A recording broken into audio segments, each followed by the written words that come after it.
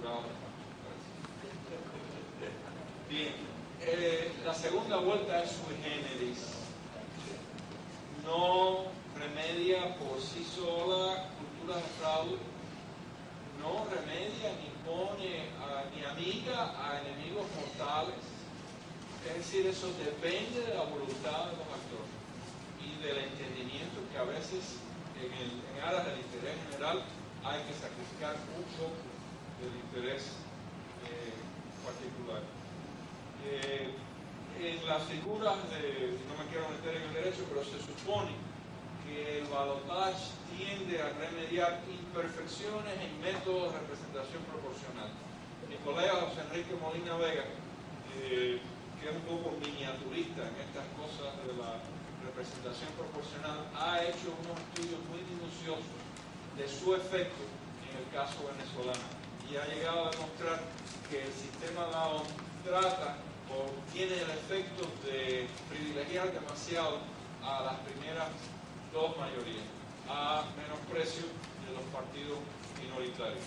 Y él plantea esto en el contexto de otro sistema de representación proporcional. Bueno, en la lógica de una persona un voto, esta segunda vuelta a todos los niveles y para todas las elecciones pudiera ser un remedio. Segundo, puede haber segunda vuelta porque el legislador quería acercarse a objetivos normativos e institucionales. Y en este caso, reitero, la lógica de alguna persona vota que a lo mejor es posible que pueda perfeccionarse dentro de esquemas de representación proporcional y reconciliar ambas cosas.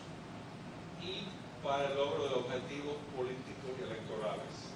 Porque en una coyuntura inmediata, pues una mayoría temporal entendió que a lo mejor le pudiera beneficiar esa estrategia que pudiera convertirse e institucionalizarse e incorporarse ya como permanente. Pasemos ahora a los cuadros para ir entrando en materia.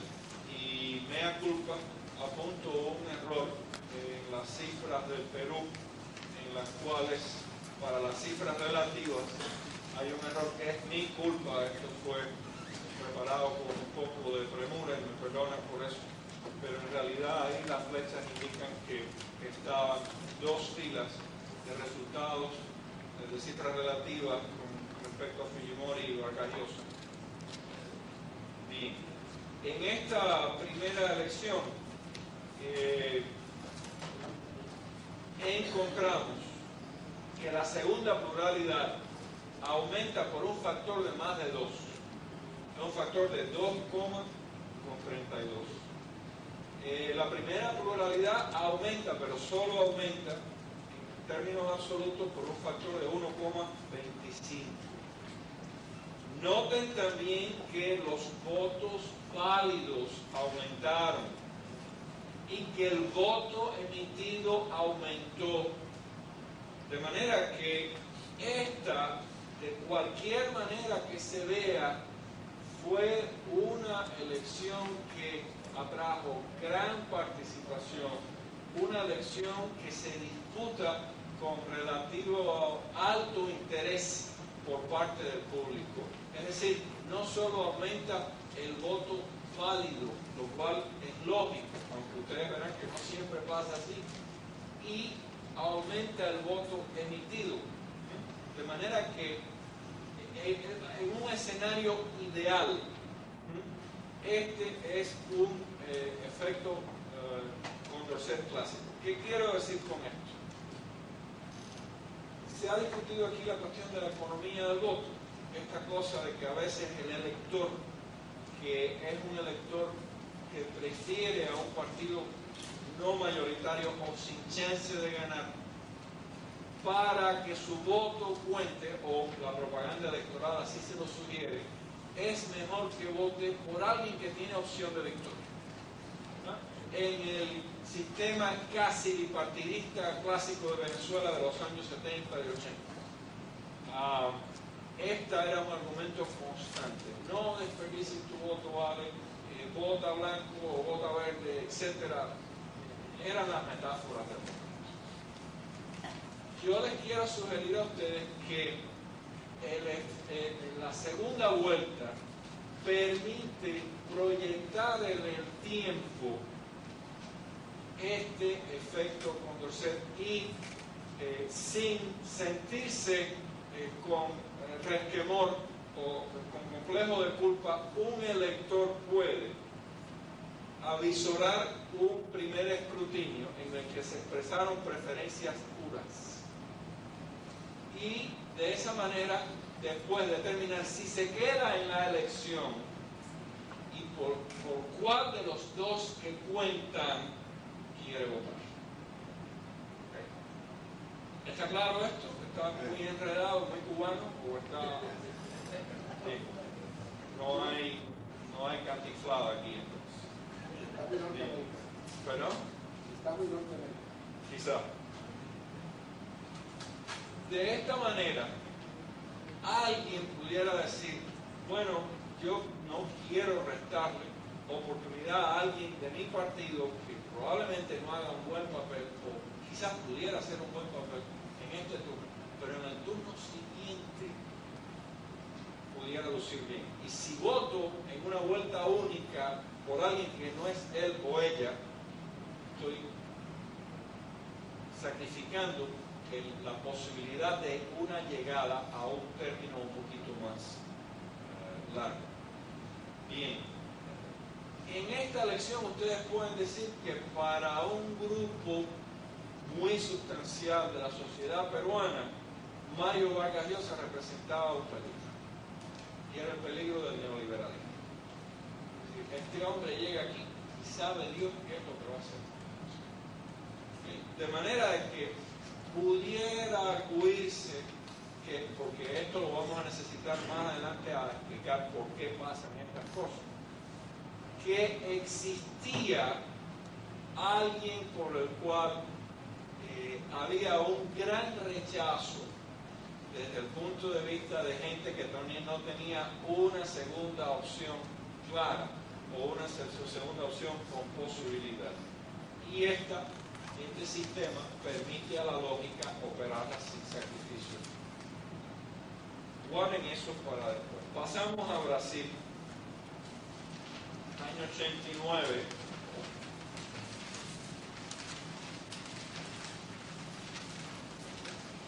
¿Estamos en Brasil ya? Fíjense ustedes, yo les dije que en el Perú Fujimori mejoró su votación por un factor de 2,32. Si ustedes hicieran el cálculo para Lula mejora su votación en Brasil por un factor de 2,67, es decir, por encima del Chile. Sale mucho mejor que Fujimori. Notablemente casi un punto de ventaja sobre el factor de crecimiento de la primera pluralidad de color de medio, que mejora por un factor de 1,7. 1,7, si ustedes le preguntan a cualquier manager de campaña electoral, mejorar un 1,7 es escribirle cartas a los Reyes Magos o algo de eso. Cosas esas que no pasan normalmente. Pero fíjense ustedes una cosa, en Brasil decrecen los votos válidos. Más o menos el voto válido de la segunda vuelta es el 98% del voto válido de la primera. Y el voto emitido también decrece. El voto emitido de la segunda vuelta es más o menos un 97% del voto emitido en la primera. No hay efecto Condorcet, la primera mayoría, la primera pluralidad se mantiene y gana. Y no solamente gana, sino gana por 6 puntos, lo cual no es nada despreciable. Es decir, la mayor parte de las elecciones en regímenes ya establecidos y maduros, pues se ganan por un margen inclusive menor que este. Guatemala, año 90-91.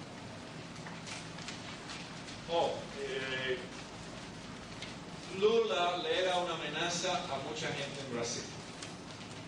¿Ok? Ese es otro factor político que no hay que olvidar. Había un tabú ahí para votar por el PC que no tenía nada que ver quizás el mérito de campaña, sino una cuestión, un factor ideológico de rechazo o aceptación de una plataforma muy específica. En Guatemala encontramos que, si ustedes miran a la última línea, el ausentismo porque se cuenta en el sistema lleva a cuestionar pues, la legitimidad del sistema, su grado hasta el cual realmente es por lo menos inclusivo, etc. De manera que esto es un factor importante porque con un 44% más o menos de ausentismo en primera vuelta, ese ausentismo se va al 55% en la segunda vuelta. De manera que esto sesga cualquier análisis o cualquier apreciación que se haga sobre el hecho de que en realidad de qué demonios de mayoría estamos hablando, si la mayor parte de la población no votó. O sea que de nuevo enfatizo que la segunda vuelta no hace milagros. Si la gente no vota ni con 10 vueltas, ¿ok? No con una o con dos. Bien, noten ustedes que Jorge Elías Serrano, la segunda pluralidad, aumentó su caudal de votos por 2,5, por un factor de 2,5, y que a pesar de que los votos válidos decrecieron y que el voto emitido decreció, hubo efecto de contorsión. Hubo gente que no le gustaba, ya fallecido, Jorge Carpio Nicol, porque, en fin, por las razones y las consideraciones que fueran. Y a pesar de que esta es una elección casi de tipo de república oligárquica de principios de este siglo, de un electorado muy reducido, de un contexto en el cual no hay una plena y amplia participación, esto en definitiva no fue una cosa tan trascendental. ¿Okay? Pasemos al último ejemplo, lo que yo le llamaría una elección de vida o muerte, que también refleja en cierto sentido los cambios tan tremendos de contexto político que se pueden suceder en una sociedad en un espacio de menos de 10 años. La segunda vuelta de El Salvador, de mayo de 1984, ha sido una de las elecciones más duras, más ideológicas, más intensas, y en el medio de una guerra civil que se hayan dado en este hemisferio, por lo menos en este siglo. Noten ustedes que hay gran ausentismo, es decir, 4 de cada 10 salvadoreños no está votando. Y no está votando según nuestra interpretación de aquel momento, porque la izquierda estaba guerrillada todavía y no tenía participación o vías de tenerla. Esto es irónico porque en la elección de hace poco, pues eso mismo fue el nivel de ausentismo. El partido de derecha, Arena, era visto por partes muy amplias del electorado salvadoreño como una amenaza física inclusive para ellos, como el partido de los escuadroneros, los escuadrones de la muerte, con más o menos justicia y dependiendo de qué le había pasado a uno y a su familia, ¿ya? Podían tener vitalidad o realidad esas apreciaciones, pero de todas maneras era lo que percibía una parte del electorado. Noten ustedes que si ustedes miran el crecimiento de la segunda pluralidad representada por Arena y Roberto Dauizón, creció por un factor de 1,73, o sea, por un 173%. Sin embargo, la democracia cristiana se nutre aparentemente de un incremento en el voto válido y el voto emitido para también incrementar su participación, es decir, su caudal electoral por un factor de 1,37. ¿Qué hemos dicho con todo esto?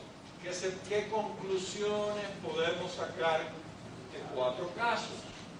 son pocas las conclusiones realmente, porque el muestrario es muy poco y exiguo, y yo los volvería locos a ustedes si hubiera traído 100 casos acá para discutir. Pero fíjense ustedes, si ustedes miraran tres cosas. Primera, que la segunda pluralidad crece por un factor de más de 2. ¿Okay? Crecimiento fenómeno. Segundo, que el voto válido y el voto emitido crezcan. Y tercero, que la diferencia porcentual sea de menos del 10%, menos de un 10%.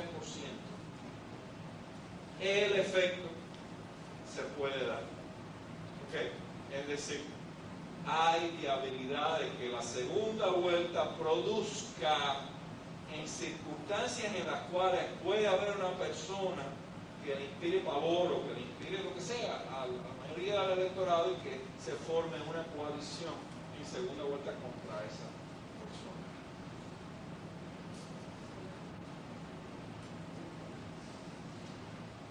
Si el crecimiento de la segunda pluralidad no llega a este factor de más de 2, y si la diferencia es mayor del 10%,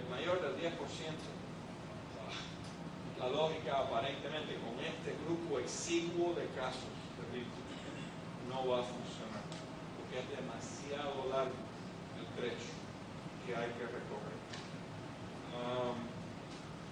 Yo había preparado, en términos de opinión pública, unas matrices de preferencia que combinaban a tres candidatos. Estaba repasando anoche en el hotel y decidí que no las iba a poner aquí para darlas a las 6:30 de la tarde de un día de semana, que ya era bastante castigo tener que leer todas estas cifras que les presenté, pero he estado leyendo algunos resultados y reportajes de encuestas y hay una gran calificación técnica operando en el país en materia de encuestas y es del primer mundo y estén tranquilos con eso, que están en buenas manos. Pero algunas interpretaciones me parecen un poco rápidas, de que si fulano quedaría descartado, me parece que se están leyendo mal algunas cosas. Si ustedes quieren hacer preguntas sobre eso, pues yo con mucho gusto pues trato de dialogar un poco con ustedes sobre eso. Y sin más por el momento, pues me retiro de la.